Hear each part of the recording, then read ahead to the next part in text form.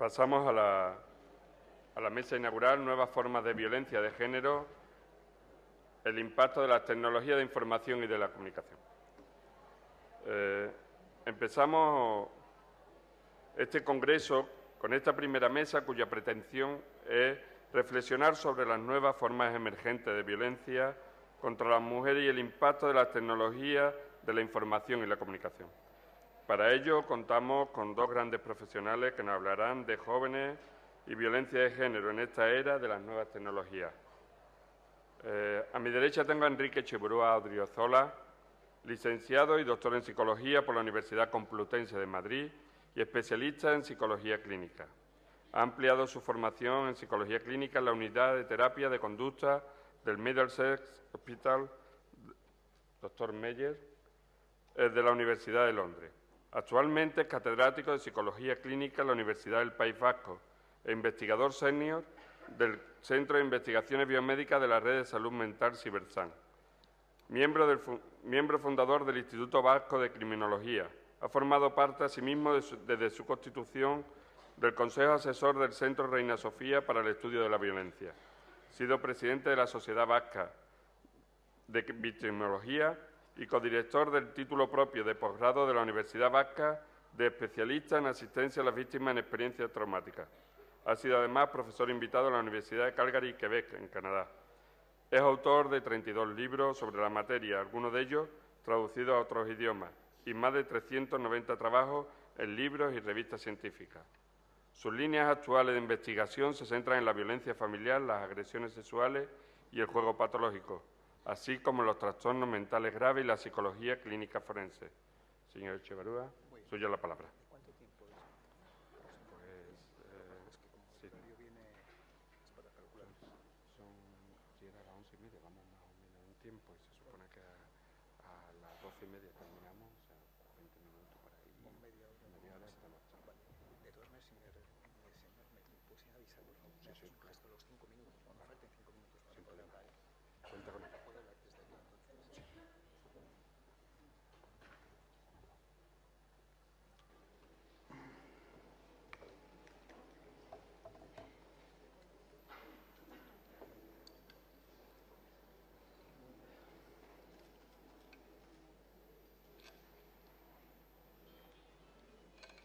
Sí, perdón. ¿Podía? Muy bien. Bueno, buenos días a todos y todas. En primer lugar, quiero agradecer a las instituciones andaluzas por haberme dado la oportunidad de poder compartir con ustedes mis reflexiones en este interesante congreso. Por otra parte, quiero mostrar mi satisfacción de estar aquí en este marco tan precioso como es este, en el que no había estado previamente, y que me brinda también la oportunidad de poder estar con tantos profesionales como veo aquí, vinculados con el ámbito de las víctimas de violencia de género, y que por eso me hace estar especialmente a gusto en este contexto. Bueno, yo quería decir, para entrar directamente en el tema, que el tema que elegí en el marco de este congreso era el de jóvenes y violencia de género en la era de los TIC. Nuestro grupo lleva trabajando desde hace 20 años aproximadamente en el tratamiento de las víctimas de violencia de género, en el tratamiento de hombres maltratadores en el hogar y también últimamente en el diseño de instrumentos de evaluación para predecir la violencia grave en las relaciones de pareja. Yo quería referirme dentro de todo este marco, especialmente, por una parte, a las parejas jóvenes, por otra parte, a un fenómeno que a nosotros nos preocupa especialmente, como es el de la violencia psicológica, que atañe especialmente al ámbito de las parejas jóvenes, y, finalmente, al ámbito del impacto que han tenido las nuevas tecnologías en este aspecto, al margen de que eso va a ser objeto de distintas intervenciones en estas ponencias. Bien, yo quería señalar, como ya es conocido y no voy a entrar realmente en ello, que la violencia de género es un fenómeno que afecta especialmente... Perdón.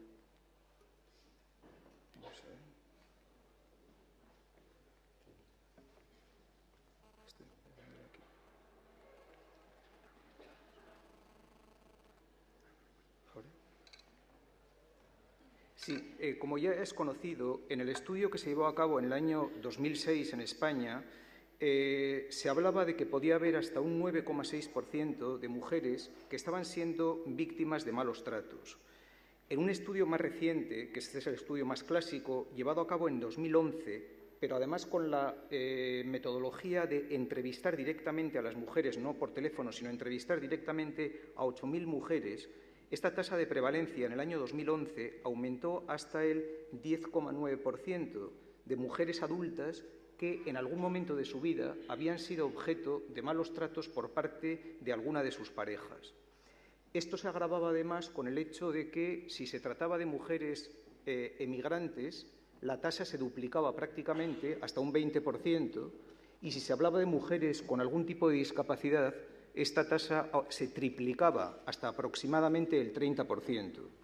Y además, sin entrar en más detalles de este último estudio del 2011, había que tener en cuenta que estas personas convivían muchas veces con hijos y se calculaba entonces que aproximadamente unos 840.000 menores en España estaban en hogares en donde de alguna forma se llevaban a cabo algún tipo de conductas violentas.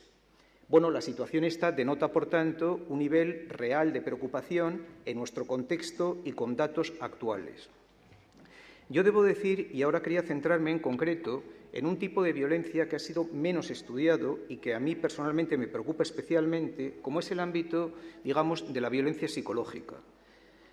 A nosotros nos ha llamado la atención que en la experiencia del tratamiento de víctimas de malos tratos, digo, a lo largo de 20 años, con unas 2.000 personas aproximadamente tratadas, aproximadamente, como señalo ahí en la pantalla, el 43% de las mujeres presentaban una violencia exclusivamente psicológica, es decir, acudían a tratamiento por una violencia psicológica, que se contrapone con la violencia física, aunque debe decirse obviamente que cuando hay violencia física también hay violencia psicológica, con lo cual cuando hablamos de violencia psicológica hablamos de violencia solo psicológica.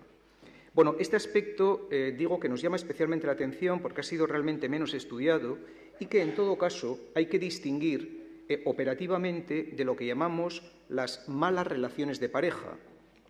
Porque es evidente que cuando una pareja está al borde de la separación, al borde de un divorcio, hay una serie de características como son la desaparición del afecto, la aparición de broncas más o menos esporádicas, la existencia de unas reacciones más o menos simétricas de sufrimiento, donde sufren las dos partes de la pareja, y finalmente el deseo de poner fin a la relación de pareja, al menos por una de las dos partes y muchas veces por parte de las dos.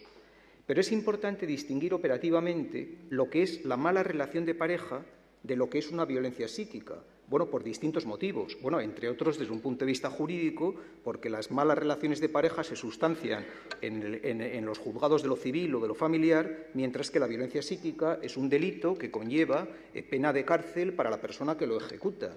Con lo cual, distinguir dónde está el límite entre una y otra es especialmente importante. Para ello, estuvimos estudiando estas diferencias para poder delimitar cuál es este ámbito y observamos que la violencia psíquica presenta dos características peculiares respecto a lo que es una relación conflictiva o una relación disfuncional. Por una parte, la presencia de unas conductas específicas que no se dan en lo que es estrictamente una mala relación de pareja, como es la presencia de humillaciones graves y reiteradas hacia la víctima, la presencia de amenazas de algún tipo, de llevarse a los niños, de suicidarse, de matarla, etcétera, la presencia de conductas, digamos, degradantes, muchas veces, por ejemplo, en el aspecto sexual, intentando imponer conductas que la pareja no desea, la presencia de restricciones, especialmente en el ámbito social y en el ámbito económico, y la situación de acoso en aquellos casos en donde la mujer ha decidido poner fin a esa relación de pareja. Acoso insistente para reanudar una relación que previamente estaba rota. Esta presencia de conductas, digamos, amalgamadas de esta manera y planteadas de forma crónica, digo, no de forma esporádica, sino de forma continuada, es lo que caracterizaría operativamente lo que entendemos por violencia psíquica. Esto es importante porque, revisando la jurisprudencia, por ejemplo, del Tribunal Supremo acerca de lo que es este nuevo delito, bueno, nuevo porque se incorporó más tardíamente al Código Penal, de la violencia psíquica, queda de una forma inconexa, un poco desconectada, y además, de hecho, hay que tener en cuenta que muchos jueces no se encuentran cómodos cuando se plantea este tipo de situación, fundamentalmente porque la presencia de la prueba es más difícil de operativizar que en el ámbito de lo que es la violencia física. Bien, además de estas conductas implicadas, hay otra característica importante, que son las consecuencias que trae el ejercicio de este tipo de conductas sobre la víctima. Quiero decir, cuando una persona experimenta una mala relación de pareja, pues habitualmente la persona experimenta un disgusto, bueno, en algunos casos un alivio, pero en fin, en muchos casos experimenta un disgusto, experimenta un malestar emocional, pero las personas disponemos de recursos psicológicos para afrontar situaciones de malestar emocional y no requerimos realmente la presencia de ninguna ayuda profesional al respecto. En cambio, cuando se está produciendo una violencia psíquica de forma continuada, eso habitualmente trae una serie de consecuencias negativas para la víctima, de tal manera que desborda sus recursos psicológicos de afrontamiento habituales y hace que muchas veces experimente una patología física y psíquica. Patología física en forma de problemas psicosomáticos, de fatiga crónica, dolores de cabeza, mayor presencia de consultas a los médicos de atención primaria, etcétera, y una problemática psicológica que ahora voy a comentar. Es decir, que lo que marcaría realmente la frontera sería, por una parte, que las conductas psicológicas son distintas, como las que estoy ahí señalando, y por otra parte, que las consecuencias que presenta la víctima son diferentes. De tal manera que una persona que presente estas consecuencias de estrés postraumático, problemas ansioso-depresivos, que previamente no los tenía y que surgen a raíz de mantener una relación conflictiva, pues se puede establecer una relación de causalidad en muchos casos. Este es el interés que me parece que tiene y que tenemos que seguir ahondando en esta dirección. En cualquier caso, además, sobre la violencia psíquica, lo que hay que señalar son dos cosas. Unas veces es un primer peldaño para el ejercicio de una violencia física, porque en muchos casos la violencia física emerge precedida de la violencia psicológica. Pero en otros muchos casos la violencia psicológica se establece como una entidad en sí misma, es decir, el agresor no va a pasar a una violencia física, pues porque tiene unos factores inhibitorios para poder ejercerlo y probablemente en sectores de clase social media y alta este tipo de violencia es el más habitual, justamente porque por su nivel de educación, por sus principios de socialización, tiene unos mecanismos inhibitorios que les impiden implicarse, por así decirlo, en conductas físicas contra su pareja. De todas maneras, quiero señalarles que los efectos psicológicos, lo cual no corresponde exactamente con la gravedad jurídica, muchas veces son los mismos cuando se ejerce la violencia psicológica que la violencia física, exceptuando, obviamente, lo que se refiere a la amenaza para la vida de la persona. Por ejemplo, cuando estudiamos nosotros, en uno de nuestros primeros estudios sobre el trastorno de estrés postraumático como consecuencia de esta violencia en las mujeres, comparamos a las mujeres que habían recibido violencia física y psicológica con las mujeres que habían recibido solo violencia psicológica. Pues bien, las diferencias en cuanto a la prevalencia del trastorno de estrés postraumático eran insignificantes entre una y otra, con lo cual la gravedad de la violencia es similar en cuanto a lo que se refiere a las consecuencias psicológicas y al bienestar emocional de la víctima. Bien, los efectos que presentan la violencia psicológica aluden fundamentalmente a factores, a síntomas de tipo ansioso-depresivo. Estos niveles de tipo ansioso-depresivo están relacionados con que la violencia presenta una peculiaridad que no presentan otro tipo de situaciones de adversidades de la vida cotidiana, y es que las personas que son violentas no son violentas de una pieza. Al mismo tiempo son personas que pueden resultar encantadoras, que pueden tener momentos agradables, con lo cual la mujer se encuentra muchas veces ante una situación en donde le resulta difícil predecir la conducta de su pareja, porque a veces puede ser una persona encantadora, puede ser otras veces una persona violenta, y el que no seamos capaces de predecir cuál es la conducta habitual de una persona tan ligada a nosotros como es nuestra pareja, nos genera un nivel de ansiedad, un nivel de incertidumbre acerca de lo que puede ocurrir. Por tanto, la violencia, acompañada de periodos intermitentes de cariño o de afecto, etcétera, puede tener un carácter muy perjudicial desde el punto de vista ansioso. Y la sintomatología depresiva tiene que ver con el grado de indefensión y con el grado de impredecibilidad de la conducta que tiene la víctima respecto a lo que va a ocurrir. Por tanto, la sintomatología ansioso-depresiva es la más habitual en este contexto, junto con el nivel de aislamiento social que tienen muchas de las víctimas. El aislamiento viene, por una parte, por la imposición a veces del propio agresor, pero otras veces viene por la propia vergüenza que experimentan muchas víctimas a tener que relatar lo ocurrido ante personas que están a su alrededor, y ante ello optan muchas veces por eludir relaciones de amistad, salidas, viajes, etc. Bien, dicho esto en general, quería ceñirme ahora a las parejas jóvenes. Bueno, ¿qué ocurre en el ámbito de las parejas jóvenes? Bueno, primero hay un aspecto importante, y es que muchas parejas o muchas mujeres jóvenes tienden a no querer ver la realidad, es decir, tienden a lo que nosotros técnicamente llamamos a ejercer unas distorsiones cognitivas. ¿Cuáles son estas más habituales? Pues fundamentalmente la negación o la minimización de lo que está ocurriendo. ¿Por qué se da esta situación? Porque si una chica está enamorada de un chico, pues el corazón le hace querer ver que esa relación le importa y, por tanto, quiere quitar importancia a ciertos datos que ya han encendido una luz roja acerca de cuál es el malestar que tiene esta persona. Y por eso en las primeras fases tiende a negarlo, a minimizarlo, cuando resulta que a lo mejor pues, las personas que están a su alrededor, me refiero a sus amigas, su familia, son capaces de ver que ese tipo de conductas que tiene su pareja con ella son absolutamente inadmisibles.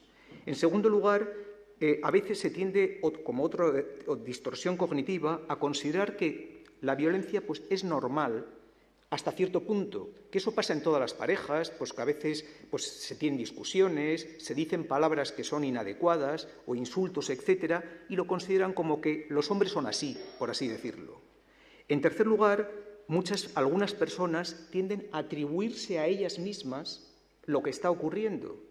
Es decir, el mecanismo atribucional de decir de que yo no seré lo suficientemente cariñosa con él o no sabré comprender los problemas que tiene en el trabajo, etcétera, con lo cual se tiende a teñir a veces de sentimientos de culpa lo que está ocurriendo y, en definitiva, casi a obligarse al reto de tener que cambiar ella de conducta para entenderle mejor o para llevarle por otro terreno para evitar que se den esas conductas violentas. Y eso lleva habitualmente a un fenómeno poco estudiado. Se ha hablado en ocasiones de que hay mujeres que pueden llegar a simular conductas de maltrato para obtener una serie de beneficios, etcétera. Ese todo el ámbito de las denuncias falsas que se ha estudiado, etcétera. A mí me preocupa especialmente, sin minusvalorar la realidad que pueda tener de esa situación, el fenómeno contrario, que es el fenómeno de la disimulación. Es decir, de personas que están viviendo en ellas mismas el fenómeno de la violencia, pero que no quieren exteriorizarlo justamente por estas distorsiones cognitivas que estoy refiriéndome, y entonces disimulan, no señalan la gravedad de lo que está ocurriendo porque en el fondo esperan que esa situación vaya a mejorar y eso no hace sino agravar, primero, su situación psicológica y, en algunos casos, el hecho de que esa violencia psicológica pueda ascender a una violencia física. Bueno, para ello muchas mujeres se dicen, elaboran una narrativa equivocada de lo ocurrido y así señalan frases o distorsiones cognitivas como que el amor lo puede todo, o sea, que si yo soy constante seré capaz de llevarle a mi terreno, de que él es buena persona y en el fondo me quiere, con el error que supone que las personas somos las listas de nuestros haceres. O sea, una persona no es una cosa y hace otra distinta. Nosotros somos lo que hacemos habitualmente, eso es lo que nos define como personas. Pensar que cuando no bebe es otro, pero es que resulta que bebe todos los días, o que la bebida excesiva constituye una pauta de conducta habitual en él, o la ilusión de que cuando vivamos juntos dejará de ser celoso o dejará de ser controlador, cuando resulta que eso habitualmente pues, contribuirá a agravar la situación en concreto, o que pensar que ingenuamente pues, que con el tiempo cambiará. Este tipo de distorsiones, digo, son muy habituales y son las que explicarían esta situación que se está dando en muchas chicas jóvenes para entender cuando se implican en amores tóxicos, por así decirlo. ¿Qué factores de riesgo presentan algunas chicas jóvenes? Vamos a ver. En concreto, factores de riesgo son, por una parte, el emparejamiento temprano. Bueno, porque implica que la persona es menos madura. Quiero decir que en el estudio al que se refería antes el consejero de Justicia, me refiero el que haya llevado a cabo en la Universidad Complutense y se ha conocido la semana pasada, se hablaba de que el emparejamiento medio de muchas chicas en España empezaba a los 13 años. Eso quiere decir que esas primeras relaciones corren más riesgo, pues porque la persona tiene, y sobre todo si se empareja con personas mayores, porque tiene todavía unos criterios, digamos, de discernimiento, de captar la realidad, pues más limitados. Otro aspecto importante es las ideas equivocadas del amor romántico. Todavía hay personas que consideran que es amor romántico, entendido como tal, el que la persona pues, debe estar sumisa, de que él debe hacer todo lo mejor, de que es una prueba de amor, por ejemplo, pues el que le dé las contraseñas de su red de Twenty o de Facebook, o el que acceda a cualquier tipo de imposición que tenga él. La asunción de los estereotipos de género. Me refiero de que la mujer es sumisa y el hombre debe ser el más activo y las personas malotas son más atractivas, etcétera. El que presenten ciertos factores psicológicos de riesgo son, por ejemplo, la autoestima baja y los déficits de asertividad, porque aquellas personas que se quieren poco a sí mismas o que no son suficientemente asertivas para decir que no ante una conducta que es inadecuada, tienen más riesgo, por así decirlo, para atraer a personas que pueden imponer más fácilmente, o sea, a chicos que pueden imponer más fácilmente sus conductas de dominación. Y desde un punto de vista de la historia de estas personas, son personas más vulnerables aquellas que han recibido una victimización anterior, es decir, personas que han sido objeto de malos tratos emocionales, de abuso sexual en la infancia, etcétera, porque, por así decirlo, no han desarrollado unos mecanismos de protección para poder hacer frente a esta situación. Es decir, que la victimización anterior constituye un factor de riesgo para este tipo de aspecto. Bueno, las conductas que llevan a cabo muchos chicos pues se caracterizan en conductas controladoras. Debo decir que no hay que confundir nunca lo que es las conductas controladoras con las conductas de celos. O sea, las conductas de celos obviamente son conductas controladoras, pero no todas las conductas controladoras implican celos. Es decir, para que haya celos tiene que haber 3 personas. En la realidad o en la imaginación de la persona celosa.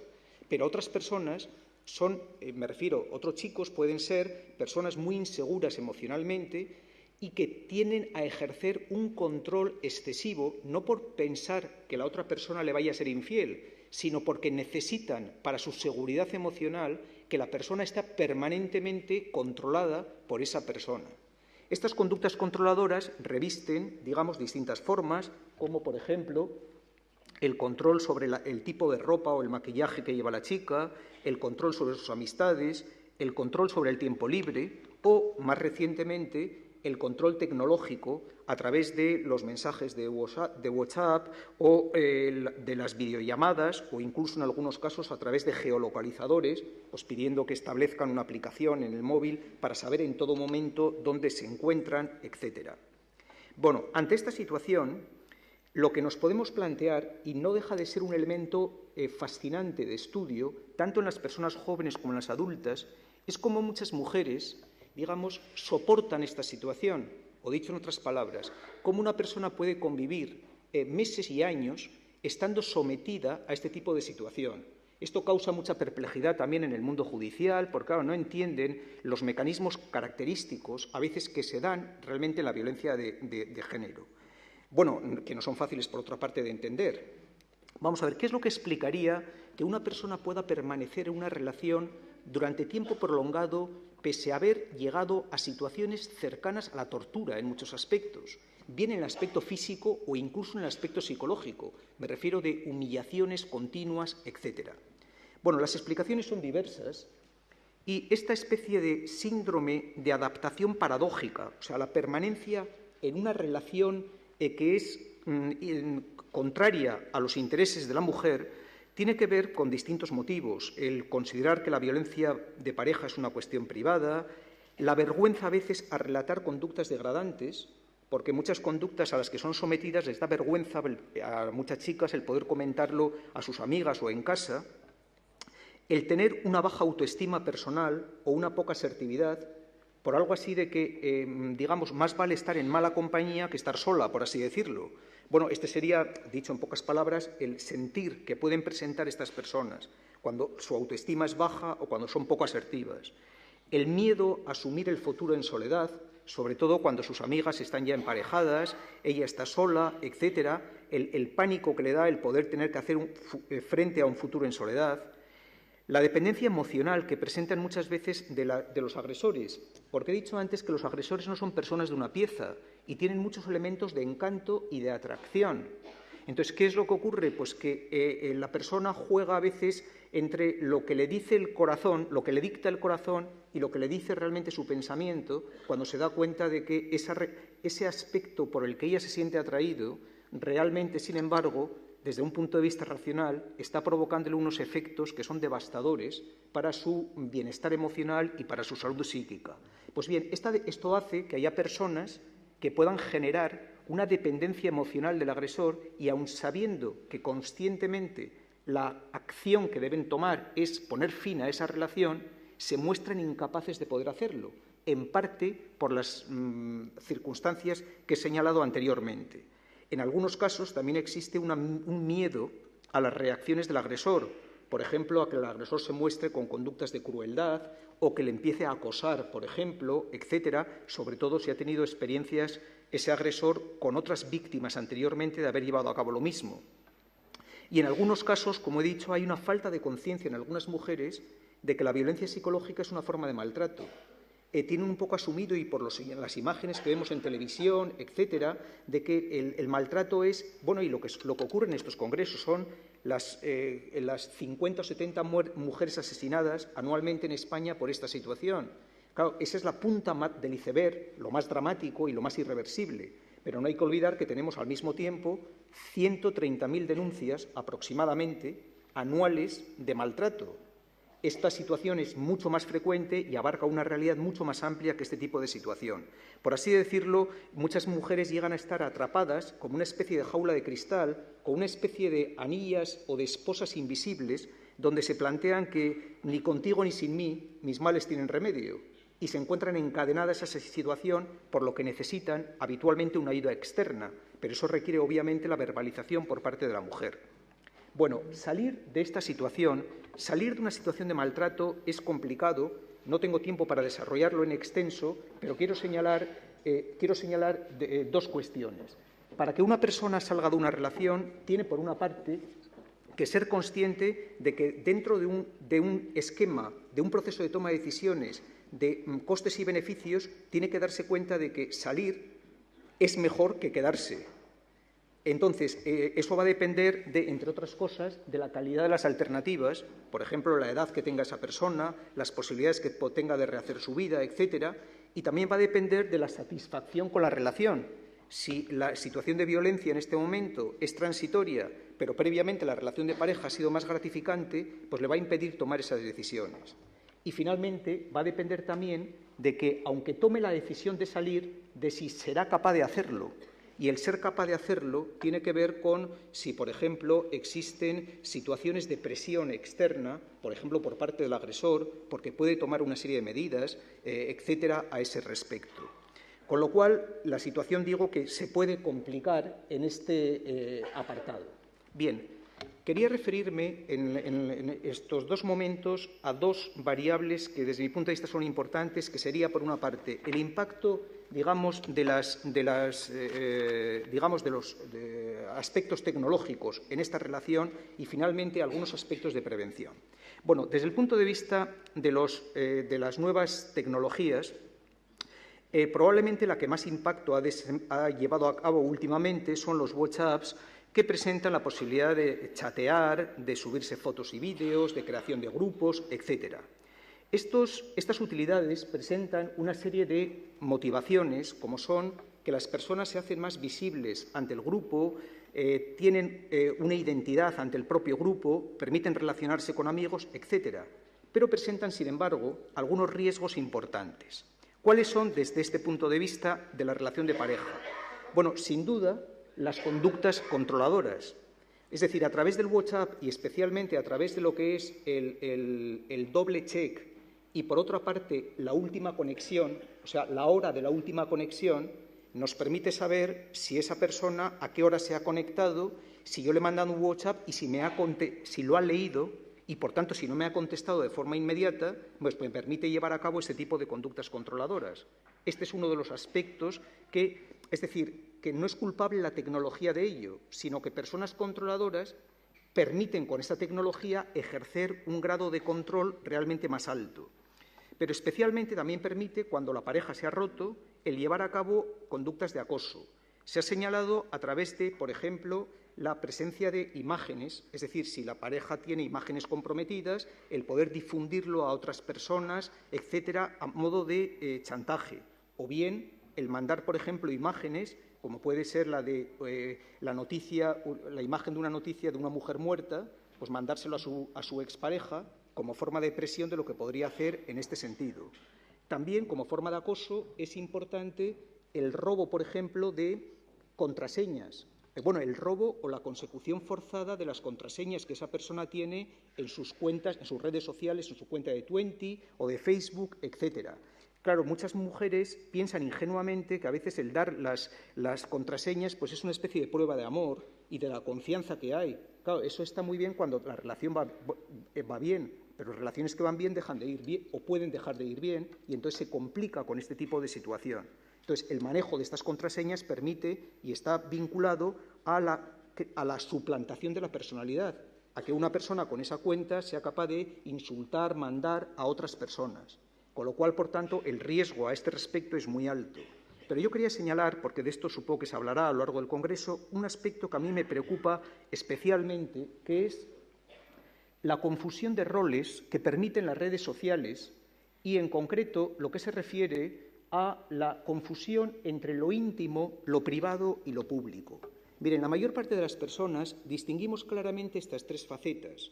O sea, yo como persona pública pues tengo una edad, tengo una profesión, trabajo en un determinado sitio y eso está al alcance, digamos, de toda la población que lo desee. Pero luego, además, tengo una faceta, digamos, privada, que se refiere pues, a mis aficiones, a mis actitudes políticas, religiosas, a mi filosofía de la vida, que lo conocen habitualmente un sector mucho más reducido, que son mis amigos, las personas sociales, etcétera. Y, finalmente, tengo una faceta íntima que tiene que ver con mis deseos, con mis fantasías, con mis frustraciones, con mis expectativas de futuro, etcétera, muchas de las cuales no las conoce nadie, y algunas las puede conocer mi pareja o algún amigo íntimo, pero muchas de ellas las conozco yo solo. Bien, estas tres facetas que constituyen a modo de círculos concéntricos que se van ampliando o reduciendo, las conoce cada persona. Pues bien, en muchas redes sociales y entre personas adolescentes se han roto estas fronteras entre estos tres niveles, de tal manera que lo privado y lo íntimo se convierte en público con una facilidad pasmosa. Y así nos encontramos con personas que están emitiendo en las redes sociales, me refiero, informaciones que pertenecen al ámbito de lo íntimo, de lo privado, y que se hacen públicas con una facilidad pasmosa. La posibilidad de poder manipular estas realidades íntimas o privadas en un momento determinado pues es muy grande, aparte de los problemas de ciberacoso sexual, de los depredadores sexuales, etcétera, a que vamos a entrar. Quiero decir que la misma terminología que utiliza la red, por ejemplo, cuando en Facebook se habla de amigos o cuando en Twenty se habla de seguidores, es decir, hablar de amigos a lo que son en todo caso meros contactos, pues no deja de ser una forma de prostituir el lenguaje. Y así hay personas que se ufanan pues, de tener a lo mejor pues, 300 amigos realmente en Facebook, cuando a lo mejor en la vida real, no en la vida analógica, sino en la vida real, pues no tienen a nadie o tienen solamente a una o dos personas. Todo esto contribuye a esta situación y qué duda cabe que esto se puede manipular desde esta perspectiva. Y finalmente, quería referirme a qué aspectos de prevención me parece que son importantes desde este punto de vista. Vamos a ver. Lo que tenemos que ver es que todas las personas tenemos una especie de radar que nos permite detectar cuando nos encontramos ante una situación de posible peligro. Este radar nos permite tomar realmente una serie de medidas. Desde el punto de vista de la prevención primaria, es decir, antes de que ocurra una situación de violencia, debemos detectar algunos indicadores que nos hacen ver que nos encontramos ante una persona potencialmente violenta y que de mantenerse la relación todo ello se va a complicar. ¿Qué indicadores son los que tenemos más objetivamente señalados? Primero, la presencia de accesos de cólera. Si una persona vemos que los accesos de cólera son relativamente frecuentes, es un indicador de riesgo. El que esa persona presente amistades poco estables, es decir, que no haya sido capaz a lo largo de su vida de poder mantener una cierta continuidad con algún tipo de amistades. El que esté implicado en actos de crueldad, por ejemplo, en relación con sus padres, por ejemplo, en relación con animales domésticos o en relación con amigos suyos, en la forma en que les trate con crueldad, es un mal indicador de cómo me podría tratar a mí, a pesar de que ahora esté encantador conmigo. También la presencia de intentos de control. Claro, intentos de control que hay algunas chicas que pueden entender como lo mucho que me quiere, cuando en realidad lo que está intentando es controlar mi conducta, con quién me estoy hablando por las redes sociales, qué hago cuando voy con mis amigas, dónde estoy, etcétera. Cuando hay conductas de acoso, es decir, cuando he puesto punto final a la relación y esa persona no acepta esa situación, sino que me sigue acosando, bien por la red o bien de forma real, etcétera. Y cuando la persona también muestra, digamos, síntomas de falta de arrepentimiento. Falta de arrepentimiento me refiero no solamente cuando me ha hecho una faena a mí, sino, por ejemplo, cuando se ha comportado mal con sus padres, con sus amigos, etcétera, y no muestra pues, un cierto pesar por lo que ha ocurrido y un intento de enmendar esa conducta. Estos indicadores, sobre todo cuando se dan de forma conjunta, nos hacen ver que nos encontramos ante una persona potencialmente violenta, especialmente si a eso se añaden ciertas conductas de machismo, ciertas conductas de menosprecio al papel de la mujer, etc. Y entonces lo que se nos plantea es que desde el punto de vista de una prevención secundaria, es decir, la prevención secundaria alude a la detección temprana de los problemas, o sea, el problema ya se ha planteado, a diferencia del caso anterior, ¿qué es lo que hay que hacer? Bueno, en primer lugar, lo que hay que hacer es, en estos casos, solicitar ayuda cuanto antes, porque hay personas que he dicho que se encuentran en una burbuja que son incapaces de poder objetivar lo que les está ocurriendo. Entonces, el que soliciten ayuda, bien sea a través de un psicólogo, de un trabajador social, de amigos suyos, incluso, etcétera, es importante para poder salir de esa situación de encerramiento en que se encuentra. Y también buscar apoyo familiar y social, además de la ayuda profesional, porque las personas que están alrededor y que a uno le quieren, me refiero a sus amigos, sus hermanos, lo que es su familia, etcétera, pueden contribuir a ayudar a esa persona. En la medida en que eso se haga de forma temprana, evitamos el que se llegue a cronificar esa situación y a que la situación realmente vaya a mayor. Estos son, así desde mi punto de vista, los puntos en los que quería realmente incidir y que me parecen pues, con una cierta significación a este respecto. Muchas gracias por su atención.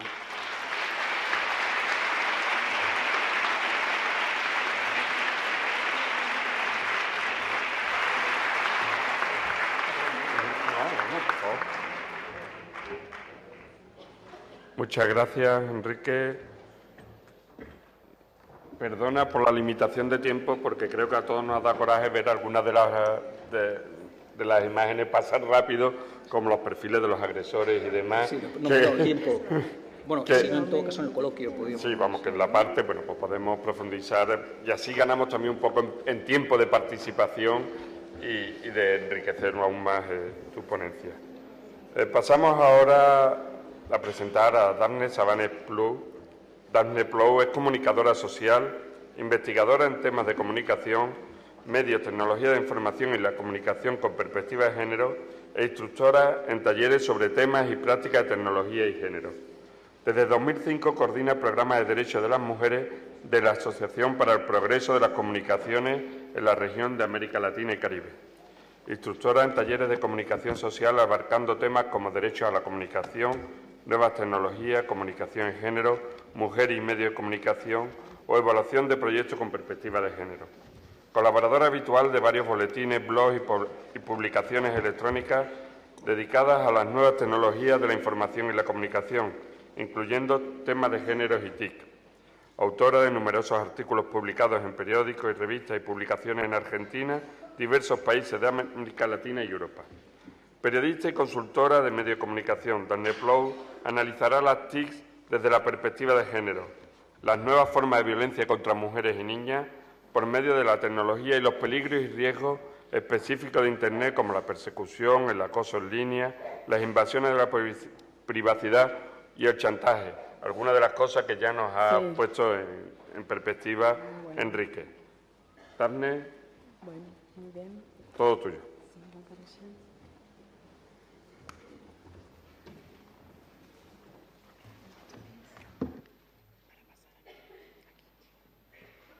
Bueno, buenos días a todas y todos. Realmente es un gusto para mí poder estar en este congreso tan importante y que realmente me impresiona mucho que ya es el 4º año que la Junta de Andalucía está organizando este tipo de actividad, porque creo que es muy importante poder trabajar este tema a fondo para detener la violencia y también para ponernos al tanto de todas aquellas nuevas cosas que lamentablemente también se están utilizando en materia de violencia contra las mujeres. Yo pertenezco trabajando a la Asociación para el Progreso de las Comunicaciones, que es una organización mundial con estatus consultivo en Naciones Unidas, que trabaja principalmente los derechos en Internet, derechos que tienen que ver desde los derechos a la comunicación, la vigencia de los derechos humanos y todo lo que tiene aspectos de libertad de expresión, libertad de asociación, libertad de poder utilizar Internet a través de las fronteras para ejercer también nuestros derechos ciudadanos. Y en el caso de las mujeres, venimos trabajando en determinados programas que tienen que ver también con los derechos de las mujeres en Internet. Y en este caso específico, en el programa de mujeres, comenzamos a ver ya hace unos años que cada vez más las tecnologías de la información y la comunicación empezaban a tener esta cara oscura de ser implementadas y utilizadas en violencia contra las mujeres. Por eso este programa que implementamos, que es Basta de Violencia, Derechos de las Mujeres y Seguridad en Línea.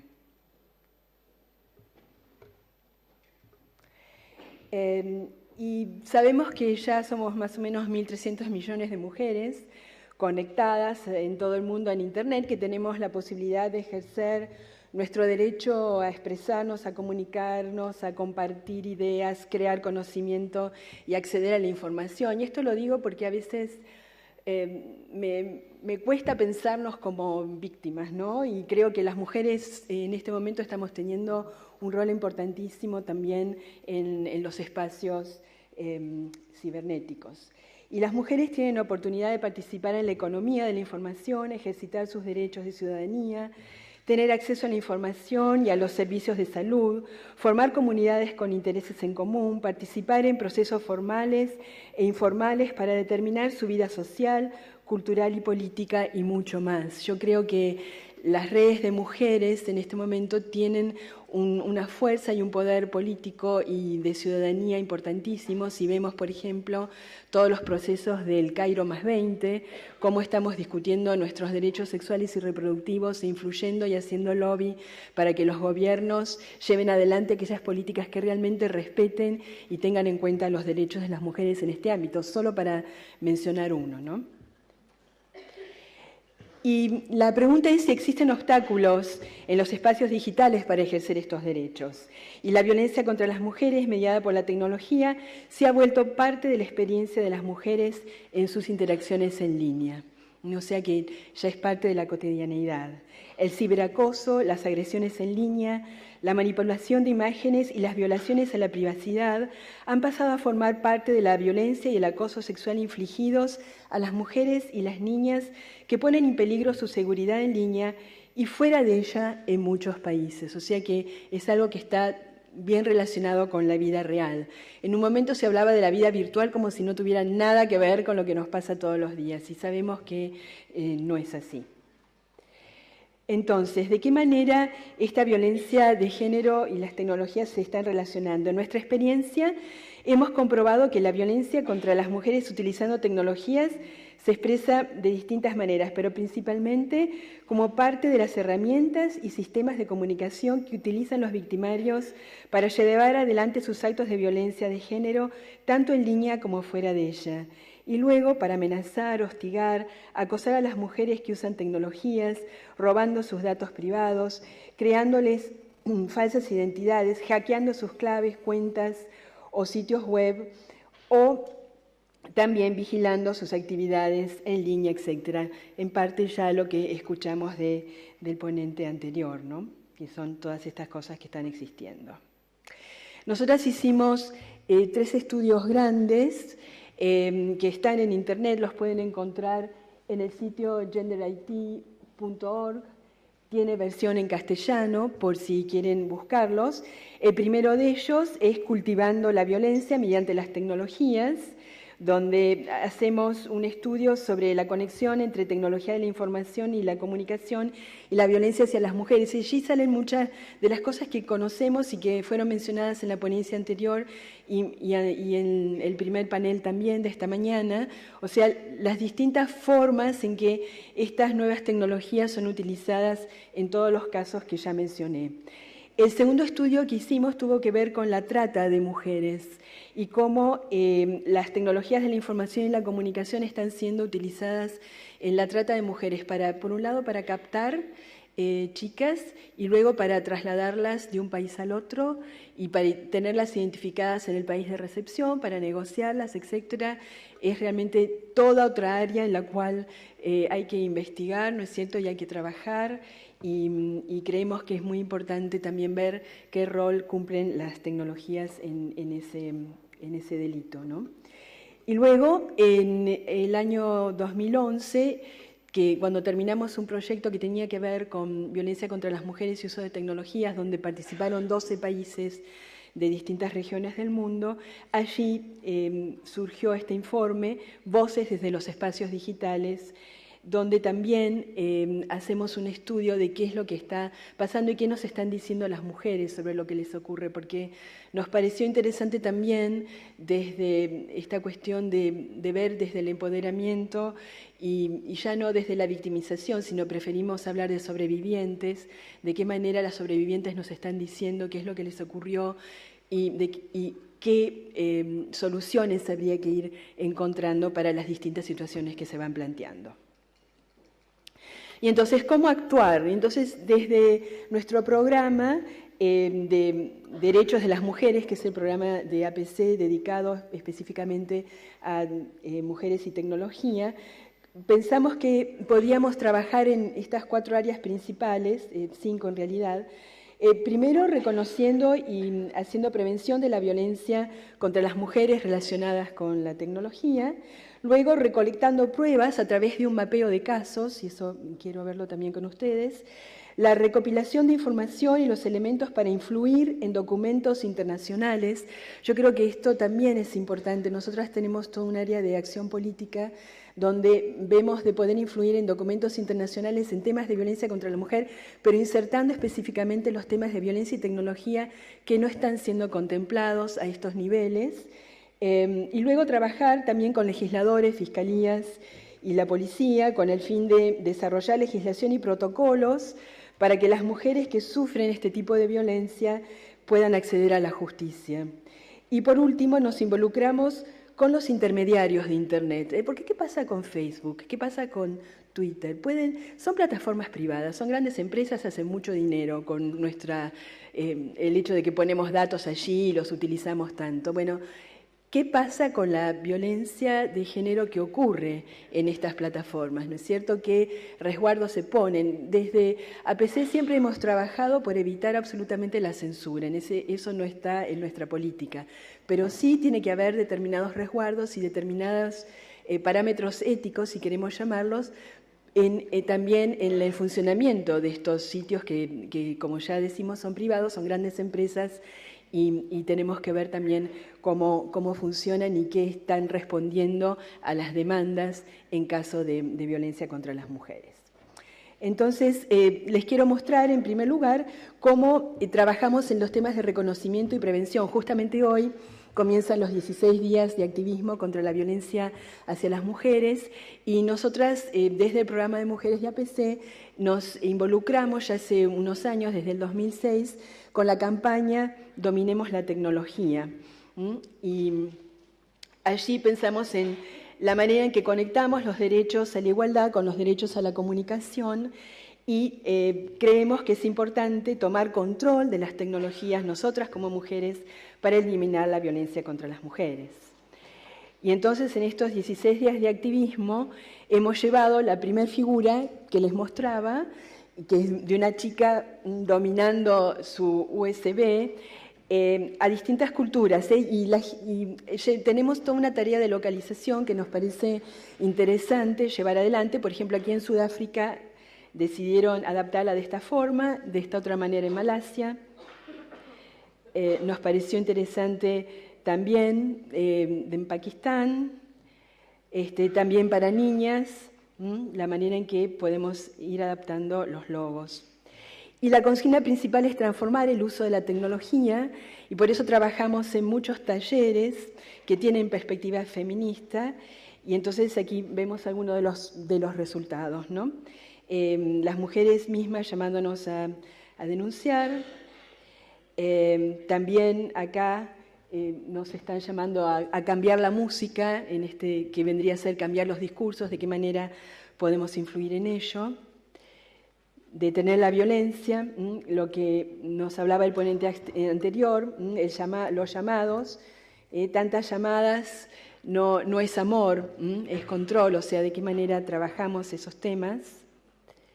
Y luego también otra parte importante de nuestra campaña que es Yo no reenvío violencia, que especialmente la trabajamos con los chicos en colegios secundarios y demás, pero de qué manera también creamos conciencia ética en las personas mismas que están usando la tecnología, ¿no es cierto? Hasta qué punto esto que me llegó a mi celular, a mi sitio, etcétera, a mi Facebook, de qué manera yo lo detengo acá y no sigo revictimizando a la persona o a las personas involucradas. Y de qué manera nos cuestionamos y nos fortalecemos. Aquí hay una imagen mucho más fuerte, ¿no es cierto?, que crearon las compañeras en Bosnia. Y también, algo que ya hemos mencionado, esta sexualización extrema, esta erotización extrema, la mujer objeto, bueno, también cuestionarnos esos estereotipos que también son parte y alimentan la violencia contra las mujeres. Bueno, y acá hay varios objetivos de nuestra campaña. Nosotros vemos, por un lado, que tenemos que recuperar la participación, tenemos que consolidar también nuestra expresión, nuestros derechos, tenemos que afirmar también nuestros derechos para definir los contenidos y para compartir aquello que creemos. También tenemos que crear conciencia. Pienso que a nosotras, por ejemplo, nos costó bastante trabajo lograr que el movimiento de mujeres tomara el tema, ¿no? El movimiento de mujeres, al menos en América Latina, supongo que aquí en España también, son actoras importantes en todo lo que es lobby y trabajo para lograr muchas veces legislación, acciones por parte de nuestros gobiernos, incluso también de las empresas, ¿no? Para bajar por ahí anuncios que son sexistas, que pueden ser agresivos. Pero nos costó muchísimo trabajar con el movimiento de mujeres para que tomaran el tema y que vieran esta cara de violencia utilizando las tecnologías, ¿no? La tecnología era más bien vista como una herramienta para llevar adelante determinados objetivos, pero no se terminaba de ver esta cuestión de la relación entre la tecnología y la violencia de género. Y luego también nos parece muy importante poder construir una comunidad de personas que estén alertas y trabajando todas estas temáticas. Y por eso creemos que esta campaña, que como ya les digo, dura hasta el 10 de diciembre todos los años, nos ha llevado a recoger muchísima experiencia y también mucha creación por parte de las mujeres. Si ustedes quieren después entrar al sitio, creo que es interesante poder seguir las actividades durante estos 16 días. La segunda área de trabajo que hemos realizado y que comenzamos en el año 2012, el año pasado, con un nuevo proyecto, decidimos que necesitábamos construir evidencias, ¿no? En algunos países la legislación y vemos que la gente que está en las fiscalías, en la policía, comienza a tener una visión y un uso de la tecnología también interesante y que aceptan muchos de estos casos como factibles. En otros países hay que pelearla mucho para que la policía tome una denuncia o para que las fiscalías lleguen a una comprensión de los hechos. Y entonces creímos que era importante mapear casos para ir construyendo evidencias, para decir, señores, señoras, esto está pasando en el mundo, en distintos países, y es importante prestar atención a la manera en que la tecnología se está conectando con la violencia contra las mujeres y muchas de las situaciones tremendas y estragos que están provocando, ¿no? Entonces, nos pareció interesante hacer un mapeo de casos para evidenciar este aumento y también para influir en la elaboración de políticas y teniendo en cuenta la información verificada a través del mapeo de casos. Para eso trabajamos con un mapa mundial, no se nota muy bien, me parece. Es un mapa, utilizamos la plataforma de Ushahidi. Ushahidi son mapas creados con software libre, o sea, si ustedes entran a internet pueden verlos. Son mapas, es una organización en Kenia que creó esta forma de mapeo, y nosotros entonces tenemos un mapa mundial y mapas en 7 países que en este momento entraron a trabajar en este proyecto. Son Filipinas, Pakistán, la República Democrática del Congo, Kenia, Colombia, Bosnia y Herzegovina y México. Son los 7 países con los cuales estamos trabajando para mapear estos casos. Y en los principales tipos de violencia que estamos detectando en este mapeo, y lo interesante es que al ser mundial y al tener países tan disímiles entre sí, nos hace ver que la cosa no es que me pasa solo acá, en Argentina o en España, ¿no? Sino que es como una mirada mundial a lo que está pasando en todas partes, ¿no?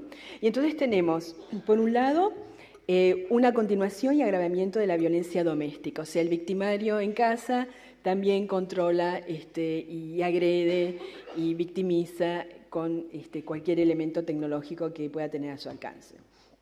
Luego tenemos una fuerte énfasis en el acoso sexual y en el hostigamiento.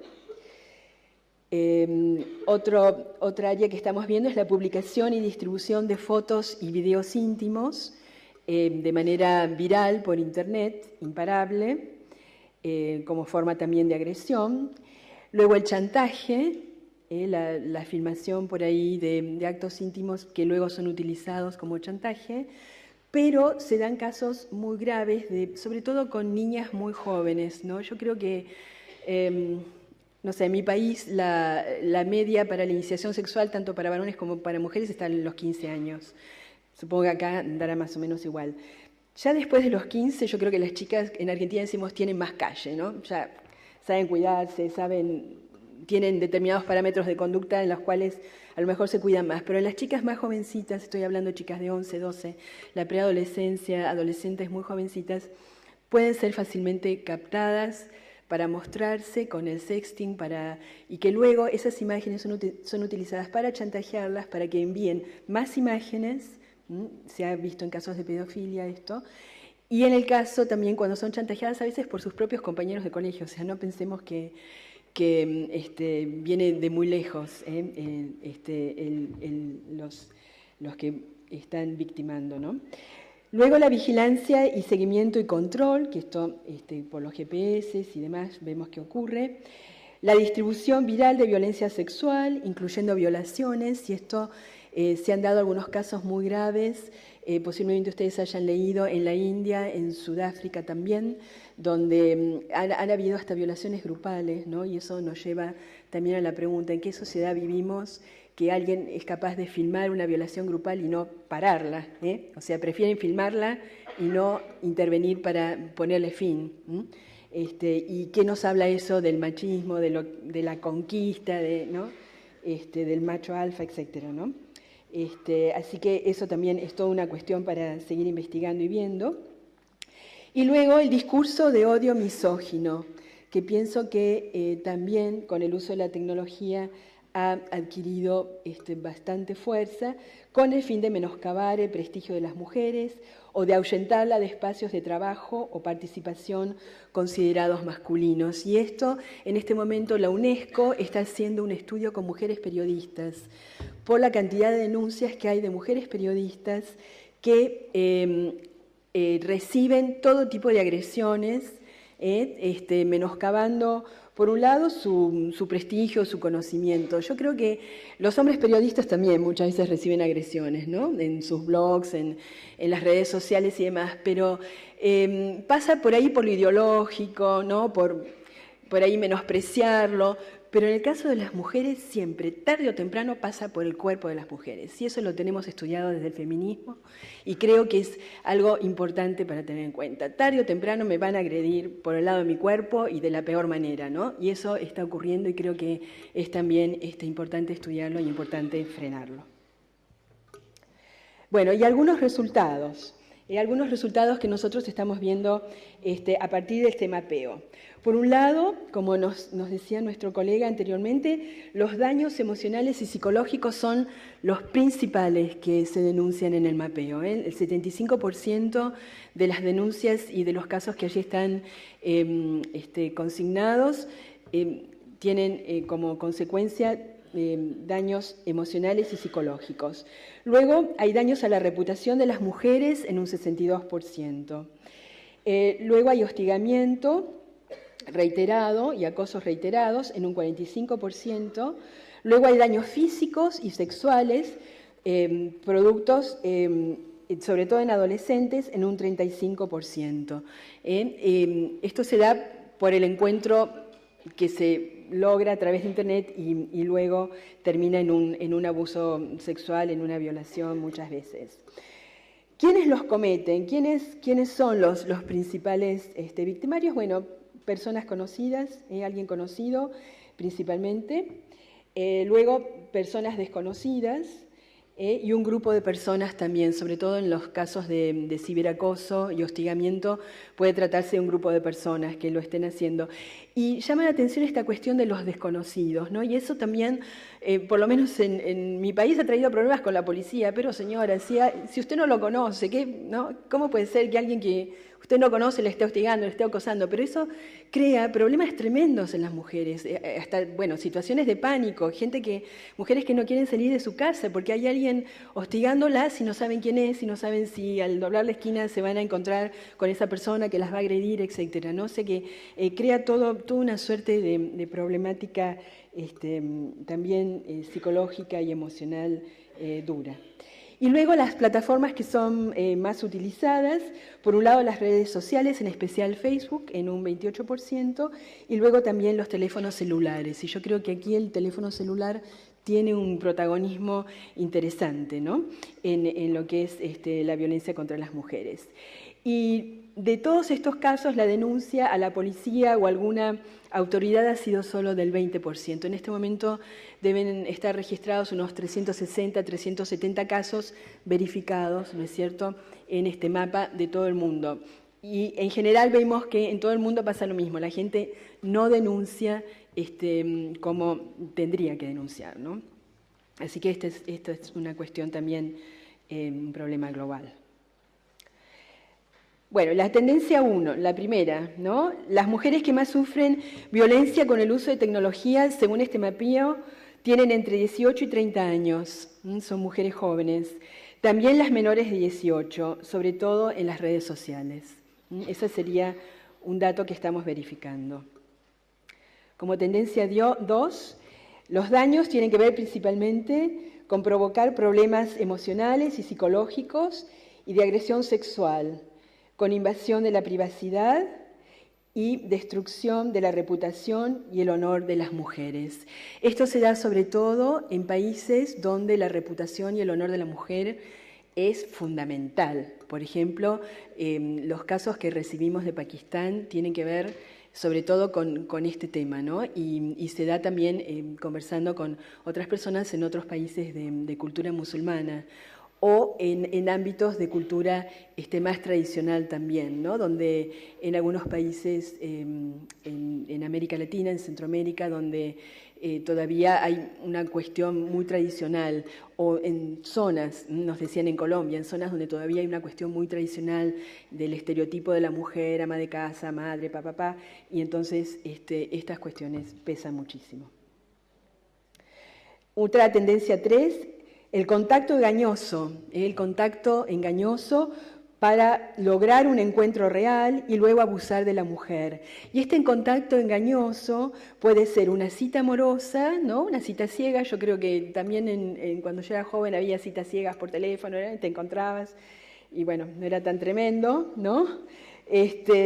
Y luego también muchas veces ha pasado con la búsqueda de empleo. Eso en Argentina se constató, mujeres que fueron a buscar empleo y que cuando llegaron a la oficina habían encontrado por la web, ¿no es cierto?, el aviso, etcétera, fueron, cuando llegaron a la oficina había un hombre solo, bueno, se las violó. Y luego solicitud de servicios también, o sea, llegan para trabajar y se encuentran con alguien que está esperando para otra cosa, ¿no? Así que siempre habiendo utilizado la tecnología mediante, ¿no? Por un aviso que salió en la web, que luego se comunicaron por internet, que por ahí hubo algo por teléfono, pero que nunca fue personal antes del primer encuentro. La tendencia 4 es subir fotos o videos íntimos a la web o redes sociales para vengarse de la expareja, arruinando su reputación. Esto en Estados Unidos se llama como pornografía vengativa. Ellos lo llaman revenge porn, que yo en realidad yo creo que bueno, a los periodistas siempre nos gusta, ¿no?, encontrar un título así interesante para llamar la atención y ponerle ya como una etiqueta al caso, ¿no?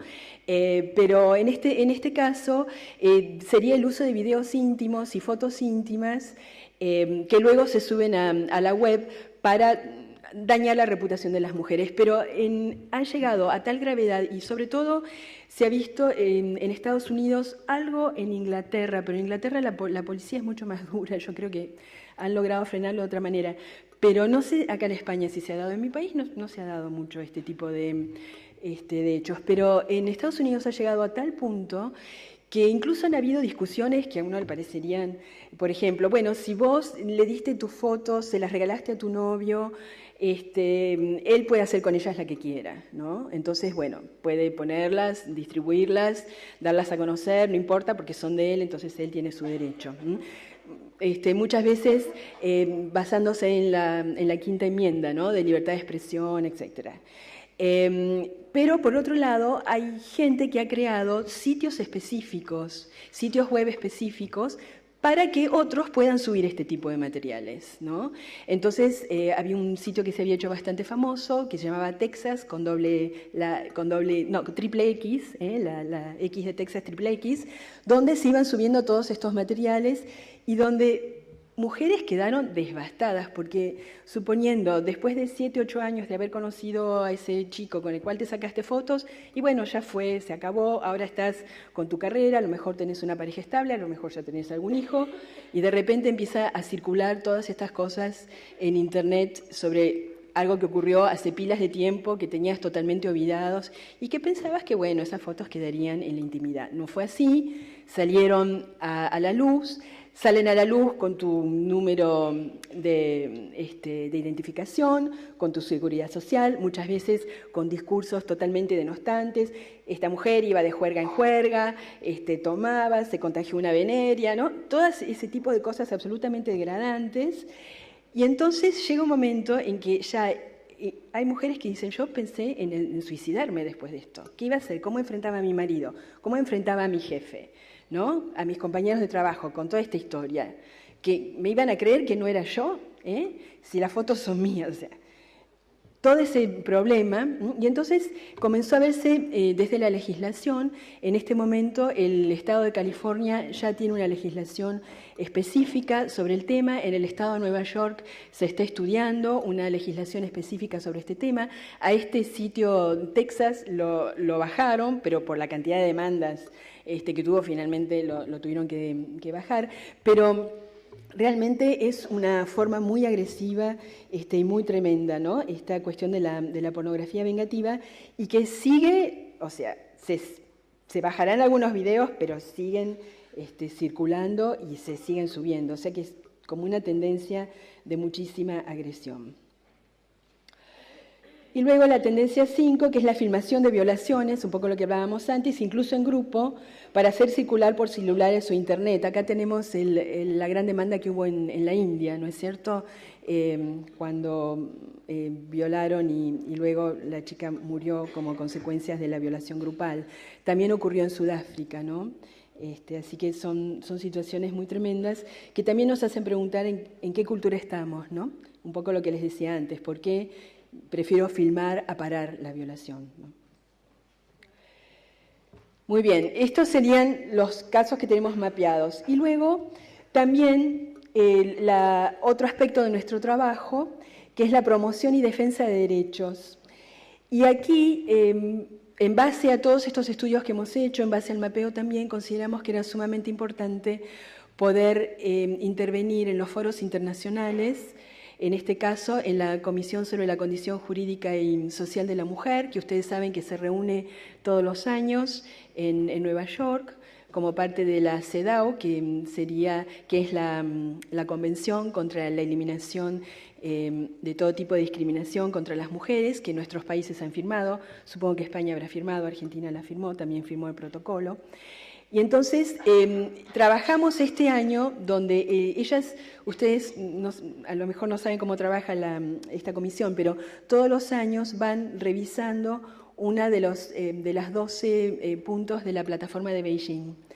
Y lo van analizando a fondo y van viendo qué se ha logrado, qué es necesario reformar, qué es necesario seguir trabajando, ¿no? Y en este año, en 2013, el tema fue violencia contra las mujeres, y a nosotras nos pareció muy importante que ya se introdujera algo sobre violencia contra las mujeres y usos de tecnologías, y eso fue lo que hicimos y logramos, luego de un lobby importante y poder entrar alguna de nosotras como delegadas delegadas oficiales de nuestros países, ¿no es cierto?, para poder intervenir y llevar adelante la inclusión de este párrafo que luego les muestro.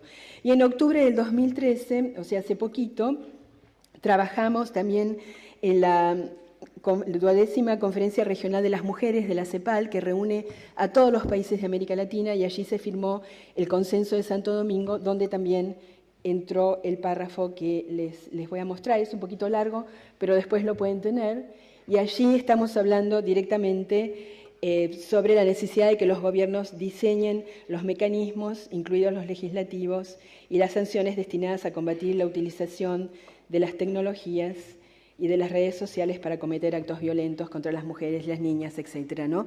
Yo creo que estos son textos que nos sirven a nosotras a nivel mundial, y en el caso del Consenso de Santo Domingo a nivel regional, porque son firmados por nuestros gobiernos, ¿no? Entonces, allí tenemos algo que está sosteniendo la intervención y sosteniendo el hecho de decir, bueno, miren, esto lo firmó Argentina, lo firmó España, veamos qué pasa con la legislación o con los protocolos que utilizan las fiscalías, la policía, etcétera, ¿no?, ante estos casos.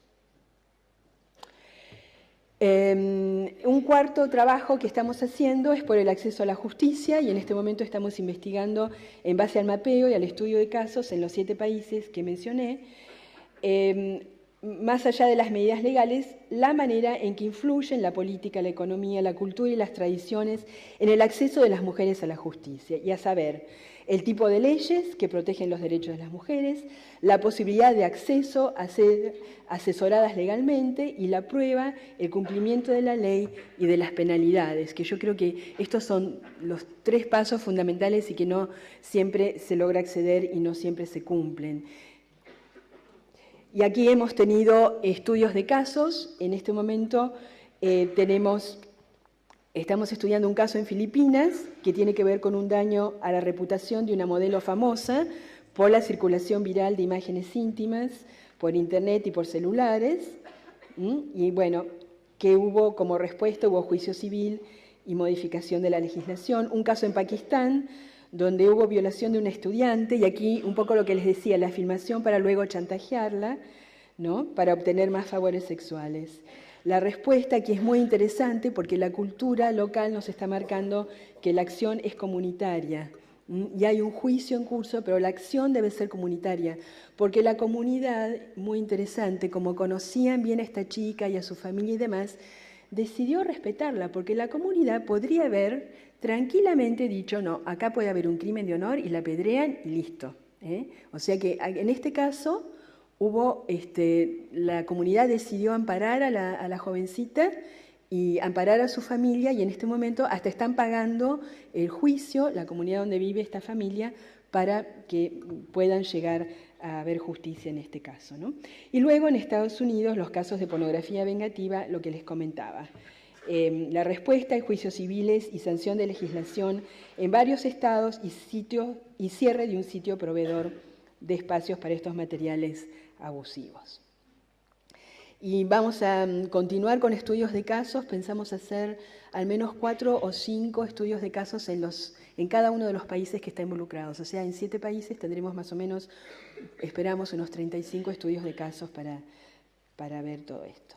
Y luego, en el último punto, el diálogo con los intermediarios en Internet, ¿no?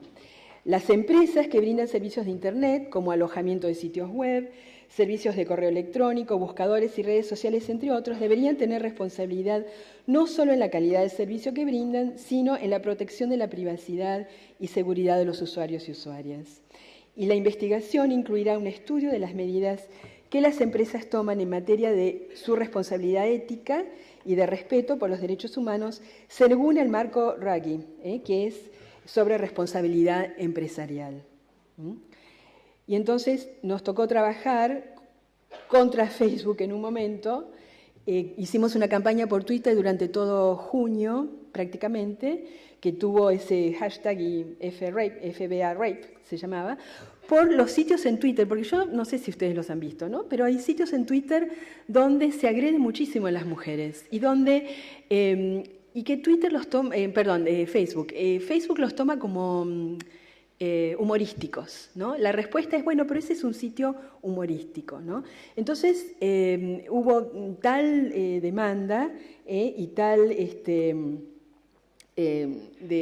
por parte de las mujeres, y fue organizado por una organización de mujeres en Estados Unidos, que comenzó esta campaña, que finalmente Facebook decidió revisar su política al respecto. Por ejemplo, en este caso era un sitio donde decían cómo era mejor violar a las mujeres, ¿no? Entonces, una de las formas era el uso de esa droga, Rohypnol, que se usa mucho en sitios donde la gente va a bailar y demás, se mezcla con bebidas y las chicas quedan atontadas, o mismo los muchachos, ¿no? Y no importa, porque total se drogaron, está todo bien, pero luego ocurren cosas mientras la persona está en esa situación, y muchas cosas de violaciones y violaciones muy agresivas, ¿no? Con mucha violencia y demás. Entonces, era un sitio donde se tomaba eso y por ahí se hacían chistes, comentarios, pero bueno, se pidió a Facebook que tomara recaudos al respecto, ¿no? Bueno, y algunas conclusiones, ¿no? Yo creo que es imprescindible trabajar por transformaciones sustanciales en las relaciones de género para erradicar la violencia de género y sus múltiples expresiones. Yo creo que acá hay una cuestión cultural de machismo, de patriarcado, que hay que seguir trabajando para quebrar, romper, eliminar, erradicar, porque bueno, vemos que sus múltiples expresiones también con la tecnología llevan a situaciones tremendas, y que incluso estas cosas humorísticas, ¿no? Así, bueno, así podés violar a tu novia o a cualquiera que encuentres, total, todo bien, ¿no?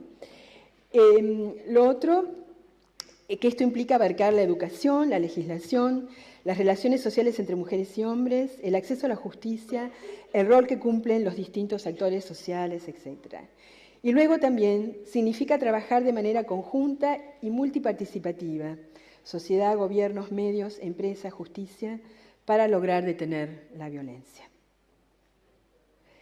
Y les iba a mostrar un video que hicieron un grupo de compañeras, que también lo pueden encontrar en YouTube, en esa dirección. No podré mostrarlo por la conexión, pero la idea es desinstalar la violencia, ¿no? Así como está instalada, bueno, poder desinstalar la violencia nosotros también utilizando las tecnologías, y por eso hablamos de dominemos la tecnología.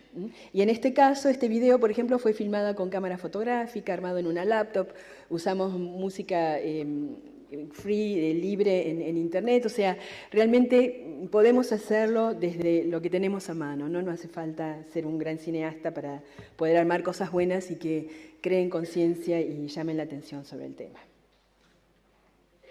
Muy bien, muchísimas gracias.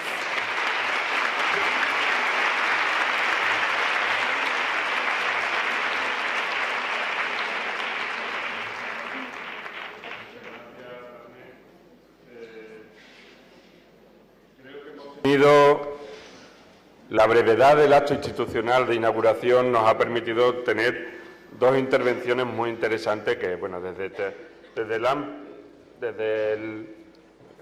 la pareja, desde lo que es el entorno más cercano, más de relaciones personales con pareja, hasta un entorno social, un entorno, bueno, donde se ve la sociedad, donde se ve las posibles agresiones que por la TIC sufren las mujeres a través de un amplio espectro social.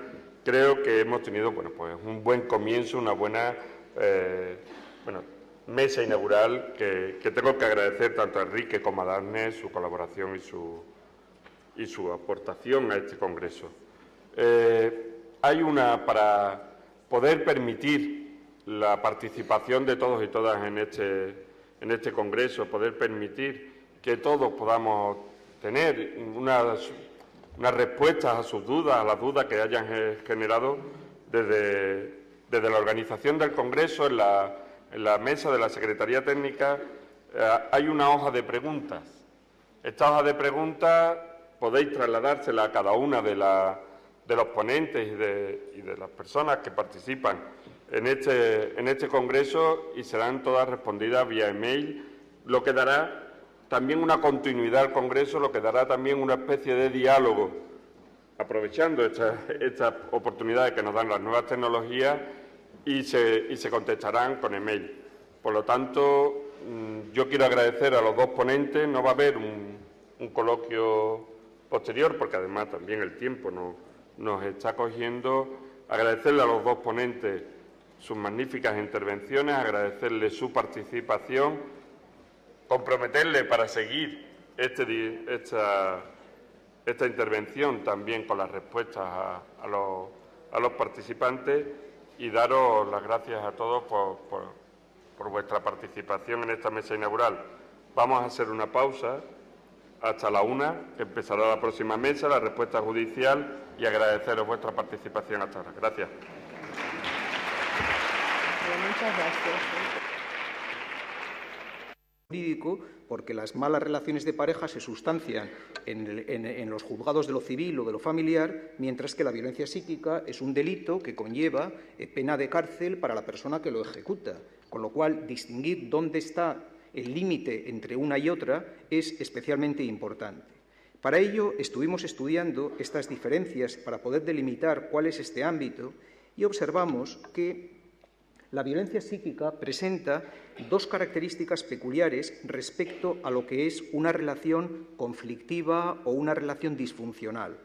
Por una parte, la presencia de unas conductas específicas que no se dan en lo que es estrictamente una mala relación de pareja, como es la presencia de humillaciones graves y reiteradas hacia la víctima, la presencia de amenazas de algún tipo, de llevarse a los niños, de suicidarse, de matarla, etcétera, la presencia de conductas, digamos, degradantes, muchas veces, por ejemplo, en aspecto sexual, intentando imponer conductas que la pareja no desea, la presencia de restricciones, especialmente en el ámbito social y en el ámbito económico, y la situación de acoso en aquellos casos en donde la mujer ha decidido poner fin a esa relación de pareja.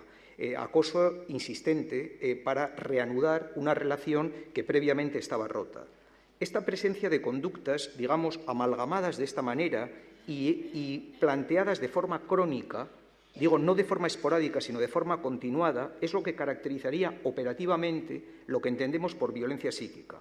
Esto es importante porque, revisando la jurisprudencia, por ejemplo, del Tribunal Supremo acerca de lo que es este nuevo delito, bueno, nuevo porque se incorporó más tardíamente al Código Penal de la violencia psíquica, queda de una forma pues, inconexa, un poco desconectada, y además, de hecho, hay que tener en cuenta pues, que muchos jueces no se encuentran cómodos cuando se plantea este tipo de situación, fundamentalmente porque la prueba, la presencia de la prueba es más difícil de operativizar que en el ámbito de lo que es la violencia física. Bien, además de estas conductas implicadas, hay otra característica importante que son las consecuencias que trae el ejercicio de este tipo de conductas sobre la víctima. Quiero decir, cuando una persona experimenta una mala relación de pareja, pues habitualmente la persona experimenta un disgusto, bueno, en algunos casos pues un alivio, pero en fin, en muchos casos experimenta un disgusto, experimenta un malestar emocional, pero las personas disponemos de recursos psicológicos para afrontar situaciones de malestar emocional y no requerimos realmente la presencia de ninguna ayuda profesional. En el año 2011 aumentó hasta el 10,9% de mujeres adultas que en algún momento de su vida habían sido objeto de malos tratos por parte de alguna de sus parejas. Esto se agravaba además con el hecho de que si se trataba de mujeres emigrantes, la tasa se duplicaba prácticamente hasta un 20%, y si se hablaba de mujeres con algún tipo de discapacidad, esta tasa se triplicaba hasta aproximadamente el 30%. Y además, sin entrar en más detalles de este último estudio del 2011, había que tener en cuenta que estas personas convivían muchas veces con hijos y se calculaba entonces que aproximadamente unos 840.000 menores en España estaban en hogares en donde de alguna forma se llevaban a cabo algún tipo de conductas violentas. Bueno, la situación esta denota, por tanto, un nivel real de preocupación en nuestro contexto y con datos actuales.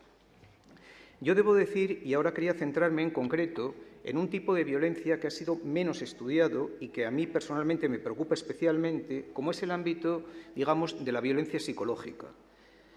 A nosotros nos ha llamado la atención que en la experiencia del tratamiento de víctimas de malos tratos, digo, a lo largo de 20 años, con unas 2.000 personas aproximadamente tratadas, aproximadamente, como señalo ahí en la pantalla, el 43% de las mujeres presentaban una violencia exclusivamente psicológica, es decir, acudían a tratamiento por una violencia psicológica, que se contrapone con la violencia física, aunque debe decirse obviamente que cuando hay violencia física también hay violencia psicológica, con lo cual cuando hablamos de violencia psicológica hablamos de violencia solo psicológica.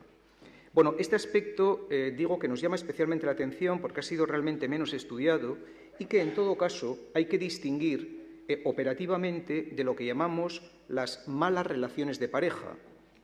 Porque es evidente que cuando una pareja está al borde de la separación, al borde de un divorcio, hay una serie de características como son la desaparición del afecto, la aparición de broncas más o menos esporádicas, la existencia de unas reacciones más o menos simétricas de sufrimiento, donde sufren las dos partes de la pareja, y finalmente el deseo de poner fin a la relación de pareja, al menos por una de las dos partes y muchas veces por parte de las dos. Pero es importante distinguir operativamente lo que es la mala relación de pareja de lo que es una violencia psíquica. Bueno, por distintos motivos, bueno, entre otros desde un punto de vista jurídico al respecto. En cambio, cuando se está produciendo una violencia psíquica de forma continuada, eso habitualmente trae una serie de consecuencias negativas para la víctima, de tal manera que desborda sus recursos psicológicos de afrontamiento habituales y hace que muchas veces experimente una patología física y psíquica. Patología física, pues en forma de problemas psicosomáticos, de fatiga crónica, dolores de cabeza, mayor presencia de consultas a los médicos de atención primaria, etcétera, y una problemática psicológica que ahora voy a comentar.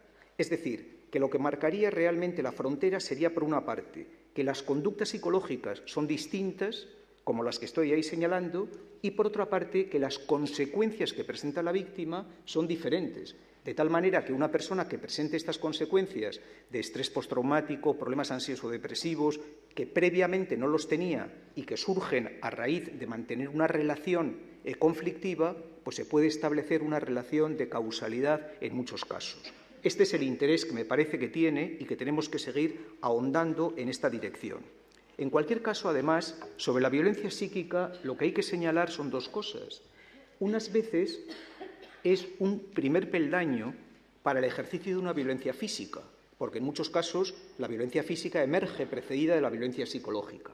Pero en otros muchos casos la violencia psicológica se establece como una entidad en sí misma, es decir, el agresor no va a pasar a una violencia física, pues porque tiene unos factores inhibitorios para poder ejercerlo y probablemente en sectores de clase social media y alta este tipo de violencia es el más habitual, justamente porque por su nivel de educación, por sus principios de socialización, tiene unos mecanismos inhibitorios que les impiden implicarse, por así decirlo, en conductas físicas contra su pareja.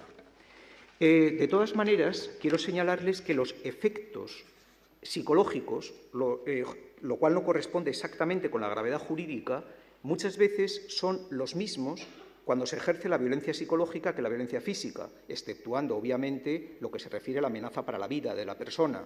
Por ejemplo, cuando estudiamos nosotros, en uno de nuestros primeros estudios sobre el trastorno de estrés postraumático como consecuencia de esta violencia en las mujeres, comparamos a las mujeres que habían recibido violencia física y psicológica con las mujeres que habían recibido solo violencia psicológica. Pues bien, las diferencias en cuanto a la prevalencia del trastorno de estrés postraumático eran insignificantes entre una y otra, con lo cual la gravedad de la violencia es similar.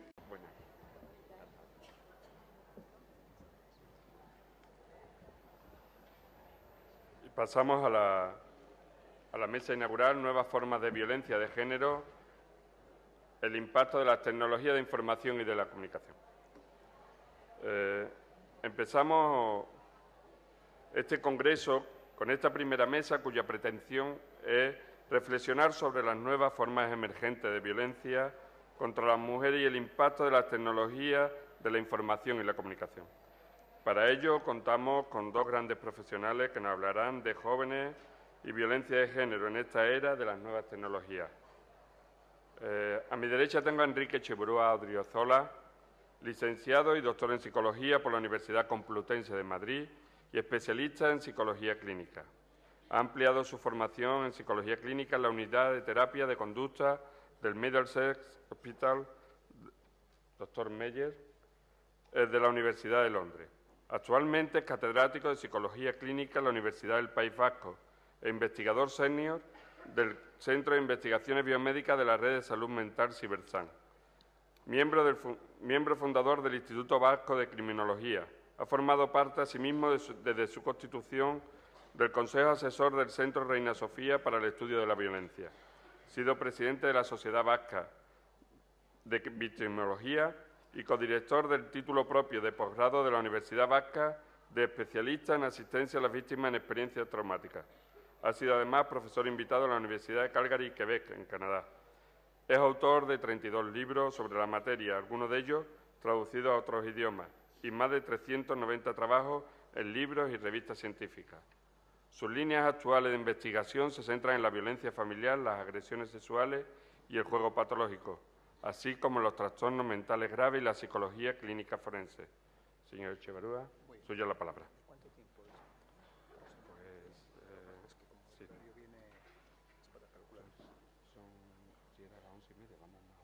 Tiempo y se supone que a las 12:30 terminamos, o sea, 20 minutos por ahí, media hora estamos.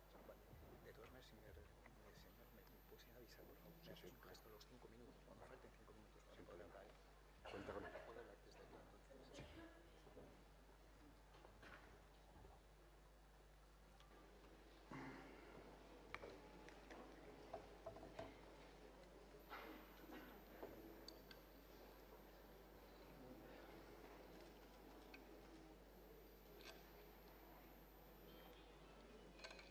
Sí, perdón. ¿Podía? Muy bien. Bueno, buenos días a todos y todas. En primer lugar, quiero agradecer a las instituciones andaluzas por haberme dado la oportunidad de poder compartir con ustedes mis reflexiones en este interesante congreso. Por otra parte, quiero mostrar mi satisfacción de estar aquí en este marco tan precioso como es este, en el que no había estado previamente, y que me brinda también la oportunidad de poder estar con tantos profesionales como veo aquí, vinculados con el ámbito de las víctimas de violencia de género, y que por eso me hace estar especialmente a gusto en este contexto. Bueno, yo quería decir, para entrar directamente en el tema, que el tema que elegí en el marco de este congreso era el de jóvenes y violencia de género en la era de los TIC. Nuestro grupo lleva trabajando desde hace 20 años aproximadamente en el tratamiento de las víctimas de violencia de género, en el tratamiento de hombres maltratadores en el hogar y también, últimamente, en el diseño de instrumentos de evaluación para predecir la violencia grave en las relaciones de pareja. Yo quería referirme dentro de todo este marco, especialmente, por una parte, a las parejas jóvenes, por otra parte, a un fenómeno que a nosotros nos preocupa especialmente, como es el de la violencia psicológica, que atañe especialmente al ámbito de las parejas jóvenes, y, finalmente, al ámbito del impacto que han tenido las nuevas tecnologías en este aspecto, al margen de que eso va a ser objeto de distintas intervenciones en estas ponencias. Bien, yo quería señalar, como ya es conocido y no voy a entrar realmente en ello, que la violencia de género es un fenómeno que afecta especialmente...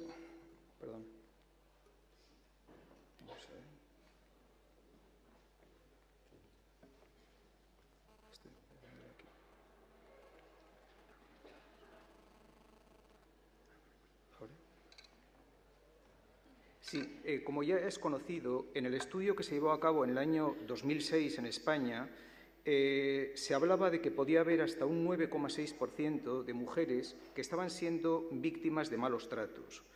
En un estudio más reciente, que este es el estudio más clásico, llevado a cabo en 2011, pero además con la metodología de entrevistar directamente a las mujeres, no por teléfono, sino entrevistar directamente a 8.000 mujeres, esta tasa de prevalencia